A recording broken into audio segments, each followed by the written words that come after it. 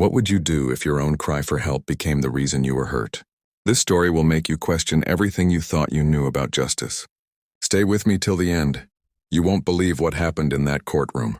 And before we begin, make sure to like this video and subscribe to Kindness Tales Live, because stories like this one deserve to be heard.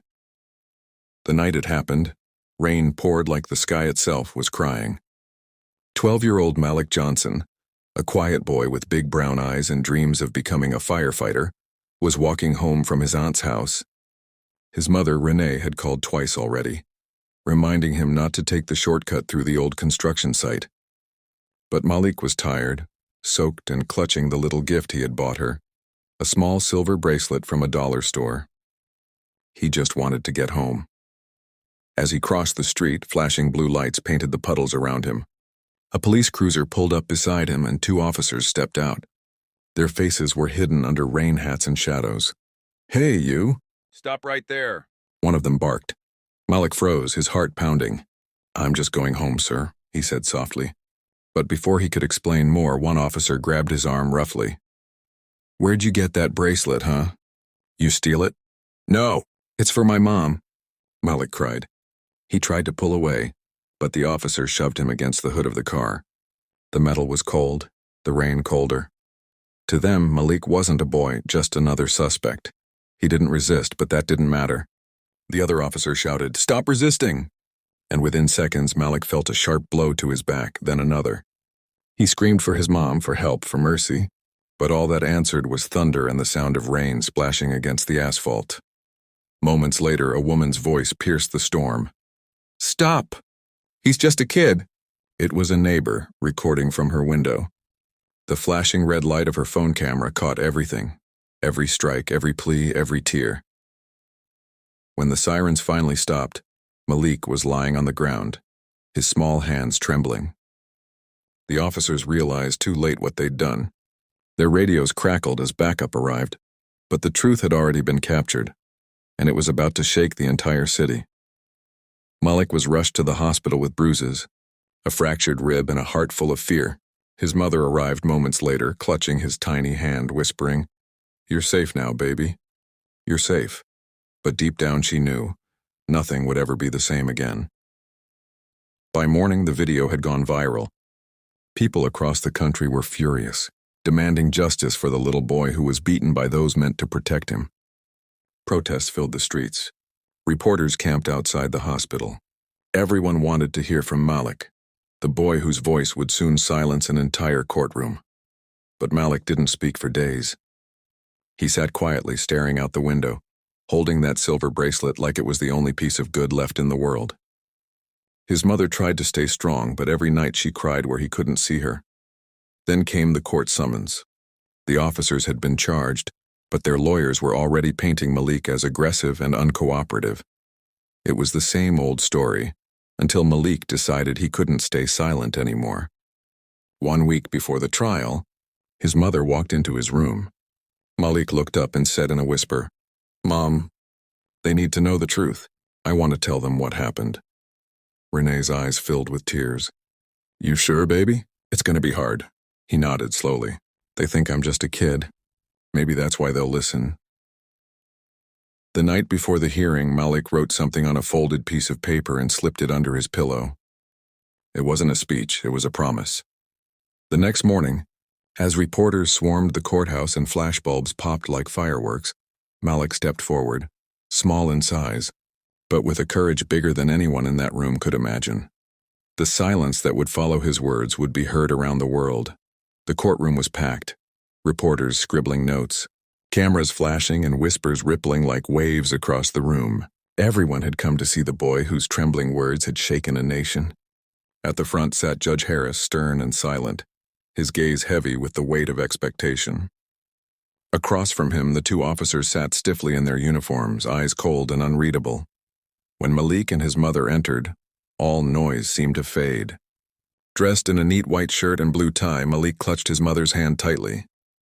He looked so small walking through that sea of strangers, yet his presence filled the room with quiet power. The crowd watched as they took their seats, a mother, her wounded child, and the truth that refused to stay buried. The prosecutor, Ms. Collins, began softly, introducing Malik as a brave young man who only wanted to go home. Then she turned to him. "Malik, do you remember what happened that night?" He nodded, his voice barely a whisper. "Yes, ma'am." She gave a gentle smile. "You can take your time." Malik's small fingers twisted the edge of his shirt as he spoke. It was raining. "I was walking home from my aunt's house. The police car stopped me. They asked where I got the bracelet. I told them it was for my mom." His voice cracked, but he continued, eyes locked on the officers. "Then they grabbed me. I didn't do anything wrong. They said I was resisting, but I wasn't. I just wanted to go home." You could hear people sniffling. One woman in the back wiped away tears. Even the judge shifted uncomfortably in his seat. Then came the moment everyone would remember, the question that changed everything. Miss Collins leaned forward and asked softly, "Malik, can you tell the court what you said to the officers before it happened?" Malik's voice trembled. "I told them, my mom's waiting for me. Please don't hurt me." The courtroom went silent. Even the air seemed to stop moving. Then Malik added, almost in a whisper, "But they did." Renee covered her mouth, tears streaming down her cheeks. Ms. Collins nodded solemnly, giving the boy a moment to breathe. "You're very brave, Malik," she said. "Can you tell us what happened after that?"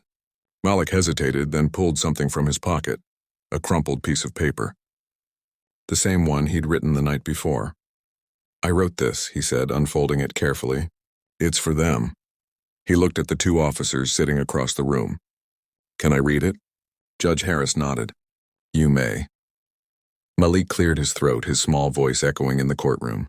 "Dear officers, I don't hate you. I don't even want you to go to jail. I just want you to see me, and not as someone bad, but as a kid. I wanted to be a firefighter because I thought people like you and them were heroes. But that night you made me scared of heroes. You hurt me and said I was resisting, but all I was resisting was fear. If you say sorry, I'll forgive you. But if you don't, I'll still forgive you, because my mom says forgiveness makes you stronger than pain." When he finished reading, you could hear people crying openly. Even one of the jurors wiped their eyes. The officers looked down, their faces pale and tight. One of them, Officer Daniels, seemed to tremble slightly. Whether from guilt or shame, no one could tell. The judge finally broke the silence. "That's enough for now. Thank you, Malik." As he stepped down, the entire courtroom stood and applauded. It wasn't just for his words. It was for his courage, his innocence, and his strength to forgive. Malik didn't smile, but he looked lighter somehow, like a heavy weight had been lifted off his small shoulders. Outside the courthouse, reporters surrounded them. Cameras flashed as Renee held her son close. "My boy's stronger than any of us," she said proudly. They tried to break him, but he spoke truth instead. That night, news channels replayed Malik's testimony across the country. "The boy who forgave the cops who beat him," one headline read. Social media exploded with messages of love and outrage. People shared his letter, calling it a message the world needs right now. But as powerful as his words were, no one could predict what would happen next. Because just when it seemed justice was finally within reach, something shocking happened inside that same courtroom. Something that would change everything once again. The next morning, the courthouse steps were crowded again. Reporters shouting questions, protesters holding signs that read, "Justice for Malik." And no child should fear the police. Inside, the air buzzed with tension. Everyone knew today would decide the officer's fate. But what they didn't know was that something unexpected was about to happen. Something that would leave the entire courtroom speechless. Malik and his mother sat quietly near the front. He was holding that same silver bracelet, a symbol of love that had started it all. Renee whispered, "You did good, baby. Whatever happens now, you made people listen." Malik nodded, but his stomach twisted with nerves. He didn't understand laws or trials. He only knew the truth, and he'd already told it. The defense attorney, Mr. Clark, stood to deliver his closing argument. He was tall, smooth-talking, and clearly confident. "Ladies and gentlemen of the jury," he began, pacing slowly. "This case is tragic, yes, but not criminal. My clients acted according to protocol. The boy admits he was scared. Fear can make anyone unpredictable. These officers had seconds to react. They didn't see a child. They saw a potential threat." The words stung like fresh wounds. Malik lowered his head. his small hands gripping the bracelet until his knuckles turned white. His mother clenched her jaw, holding back anger and tears. Mr. Clark continued, "Let's not destroy two honorable careers because of a misunderstanding magnified by social media." The prosecutor, Ms. Collins, rose immediately. "A misunderstanding?" she said sharply. "The video clearly shows excessive force on a minor who was unarmed and compliant. This wasn't protocol, it was brutality." The judge called for order, but murmurs spread across the courtroom. Then, as Ms. Collins was about to continue, the unexpected happened. One of the officers, Officer Daniels, the older of the two, suddenly stood up. His hands trembled, his face pale. The judge frowned. "Officer Daniels, sit down." But Daniels shook his head. "No, Your Honor, I can't do this anymore." The entire courtroom froze. His partner, Officer Blake, whispered urgently, "What are you doing?" But Daniels ignored him. He turned toward Malik, his voice cracking. "I need to tell the truth," he said. "That night, we knew he was just a kid." Gasps rippled through the crowd. The judge's gavel slammed down. "Officer, you are out of order." Daniels raised his voice over the noise. "No, sir. What's out of order is what we did. We were frustrated. We'd been on shift for 16 hours. When we saw him walking, I thought," he swallowed hard, "I thought we could just question him, maybe scare him a little. But then it went too far. I hit him first. Not him, me." Cameras clicked like thunder. Reporters scribbled furiously. Renee covered her mouth, tears falling silently. Malik stared at the man who had hurt him, the man now confessing before the world. Daniels turned to the other officer. "Blake, stop lying. You know what we did was wrong." Blake stood too, his face red with fury. "You're ruining everything." But the damage was done. The courtroom erupted in chaos. The judge shouted for order, banging his gavel again and again. "Everyone sit down. Officer Daniels, return to your seat." But Daniels just looked down at Malik. His voice softened. "I'm sorry, son. I really am." Malik didn't answer. He just stared at him, eyes full of something no one expected. Not hate, but sadness. The judge called a recess, and within minutes, the courtroom turned into a storm of flashing lights, shouts, and breaking news alerts. The confession spread like wildfire online. "Officer admits guilt in beating 12-year-old, the headline screamed. Outside, people cheered and cried, hugging strangers. For the first time, it felt like justice might actually be possible. But amid the noise, Malik sat quietly beside his mother. "He said sorry," he whispered. Renee nodded, brushing a tear from his cheek. "Yes, baby?" "He did." Malik looked out the window at the reporters and police cars. "Does that mean it's over now?" She hesitated. "I don't know, sweetheart, but maybe it's the beginning of something better." What no one realized was that the real shock, the one that would make the entire courtroom go silent again, hadn't even happened yet. Because moments later, just as they thought the truth had finally come out, something was discovered that would change everything they believed about that night. The courthouse buzzed with tension when the session resumed that afternoon. Officer Daniels' confession had flipped the entire trial upside down. The defense team was in shambles, the prosecution energized, and the public glued to every update. Malik sat quietly beside his mother, holding the same folded note he had read the day before. His small frame looked even smaller in that big wooden chair, but his courage filled the room. Judge Harris entered, his gavel striking once. "Court is back in session. Officer Daniels, you will have the chance to testify under oath regarding your statement." Daniels nodded weakly, visibly shaken. His partner Blake refused to look at him.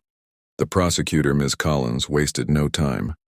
"Your Honor," she began, "in light of Officer Daniels' confession, we would like to submit additional video evidence recovered from the officer's dashcam." A murmur swept through the audience. The defense attorney leapt to his feet. "Objection. That footage wasn't disclosed prior." "It was retrieved this morning," Ms. Collins interrupted firmly. A police technician came forward with a copy.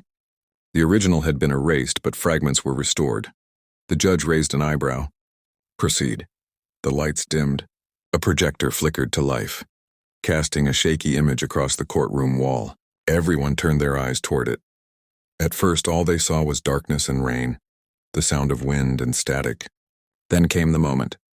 The two officers' cruiser headlights illuminated Malik standing on the wet street, clutching the small paper bag with the bracelet inside. Daniel's voice crackled through the speaker. Another one wandering around, probably up to something. Then Blake's voice. Let's check him out. Might be carrying something. The dash cam showed them stepping out of the car, rain splattering the lens. Malik turned, startled but polite. I'm just going home, sir. Don't move, one officer barked. I didn't do anything. Malik's voice sounded so small, trembling in the storm. Then the sound that made every heart in the room break. A cry. Please, don't hurt me. The video paused. Miss Collins faced the jury. This, ladies and gentlemen, is the moment Officer Daniels referred to. But what you're about to see next will show you exactly what kind of truth was being hidden. The footage resumed. Through the blurred rain, the second officer, Blake, could be seen striking Malik with his baton even after Daniels pulled him back. Malik fell to the ground. Daniels shouted, Stop! He's a kid! But Blake didn't. The boy cried for his mom and the camera captured something chilling. Blake's laughter. Then the screen went black. The silence that followed was unbearable. The jurors stared ahead, some visibly shaken. Renee held her son, her shoulders trembling. The judge exhaled deeply. Officer Blake, do you wish to respond? But Blake didn't speak. His eyes darted nervously from the judge to the crowd. Then he suddenly stood, shouting, That's not fair. That footage was tampered with. He's lying. The gavel slammed. Officer, sit down or you will be held in contempt. Blake turned toward Daniels. You betrayed me. We were supposed to stick together. Daniels didn't reply. His eyes were wet but calm. You beat a child, man. There's no together after that. Security officers rushed forward as Blake slammed his fist on the table. You think you're better than me? You hit him too. Daniels nodded. I did, but I stopped. You didn't. The courtroom erupted again, chaos swirling like a storm inside those walls. Reporters were already running out to file breaking updates. Second officer accused of lying. Dash cam exposes brutality. When calm finally returned, Judge Harris spoke quietly, his voice heavy. The truth, he said, always finds a way to come out, even through the rain. Malik looked up at the judge. Does this mean they'll go to jail? He asked softly. The judge sighed. That's for the jury to decide, son. But justice has already begun. Renee squeezed her son's hand tightly, whispering, You see, baby? The truth was on your side all along. Malik didn't answer. He just stared at the bracelet resting on his palm, the same bracelet that had led him into that terrible night. But now under the courtroom lights it shimmered like hope itself. The world outside erupted again, crowds cheering, people chanting his name. But inside Malik's heart something else was happening. Forgiveness, healing, strength. And yet, even with justice so close, fate wasn't done testing him, because just minutes later, before the verdict could be announced, something completely unexpected happened that would silence the courtroom one last time. The courtroom was tense beyond measure. Everyone knew the verdict was imminent, yet no one could predict the final shock that was about to unfold. Malik sat beside his mother, still clutching the silver bracelet, his small fingers trembling but his eyes steady. He had already spoken truth to the world, faced the officers, and endured the weight of pain no child should ever bear. Now, all that remained was for the world to respond. The jury filed back into the room, the air thick with anticipation. Cameras flashed, reporters held their breath, and every eye in the courtroom followed Judge Harris as he called the court to order. Members of the jury, he said, have you reached a verdict? The foreperson stood slowly, unfolding a piece of paper. Her hand shook slightly. We have, Your Honor. Malik's heart raced. His mother whispered, No matter what, baby, I'm proud of you. He nodded silently, his eyes fixed on the jurors. Then the foreperson spoke, her voice clear but filled with emotion. On the charge of excessive force against a minor, we find Officer Daniels guilty on all counts. A gasp rippled through the room. Cameras clicked, and even some of the courtroom officers looked stunned. Daniel's shoulders slumped, tears forming at the corners of his eyes. He turned toward Malik, mouthing a silent, broken apology. The next words shocked everyone even more. On the same charges, we find Officer Blake guilty as well. The room erupted.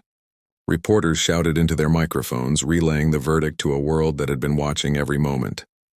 The two officers were led away. Their careers ended, and justice for Malik finally delivered. But amid the cheers and applause, something unexpected happened, a moment so miraculous that it silenced even the loudest voices. One of the jurors, a middle-aged woman named Mrs. Hensley, suddenly stood. She held a small envelope in her hand. The judge frowned. "Ma'am, this isn't procedural." Mrs. Hensley raised her hand. "Your Honor, I have to do this. You see, I was driving near that construction site the night Malik was attacked. I saw the whole thing and called 911 immediately. But I was scared to speak up because, well, I didn't know what would happen." She handed the envelope to the clerk, who passed it to the judge. "Inside," she continued, "are my eyewitness notes and a recording of my call to the dispatcher." They confirm everything Malik said, and more. The judge opened the envelope carefully. As he read the documents, his eyes widened. The recording played, and Malik's words from that night echoed through the courtroom once again. "Please don't hurt me. I'm just a kid." Malik froze. He looked at Mrs. Hensley, eyes wide. You saw everything?" he whispered. She smiled softly. "Yes, sweetheart. And your courage made me realize it was never too late to tell the truth." The judge addressed the courtroom. "Ladies and gentlemen, this testimony not only confirms the events but demonstrates the bravery of a child whose voice refused to be silenced." The courtroom fell silent, tears streaming down many faces. Malik's mother hugged him tightly. "See, baby?" The truth always comes out. Malik looked at the two officers being led away. "I forgive them," he said softly. His voice, though small, carried more strength than anyone in that room had ever heard. "I forgive them, but I won't forget." Outside the courthouse, a crowd of supporters chanted Malik's name. News anchors called it the boy who stood up to injustice and changed the world. Social media exploded with messages of love, forgiveness, and hope. Malik had become a symbol, not of anger but of courage and resilience. That evening, as Malik and his mother walked home, he held the bracelet tightly. "Mom," he said, "I'm scared it might happen again someday." Renee smiled, brushing the rain from his hair. "Baby, the world isn't perfect, but your courage shows everyone that even the smallest voice can make the loudest difference, and today you made the world listen." Malik looked up at the sky. The rain had stopped. A small ray of sunlight broke through the clouds, glinting on the silver bracelet. It sparkled like hope itself, fragile, yet unbreakable. And in that moment, Malik realized something profound. The real power wasn't in punishment or revenge, but in truth, courage, and forgiveness. The courtroom had seen it. The world had seen it. And now Malik would carry it with him forever.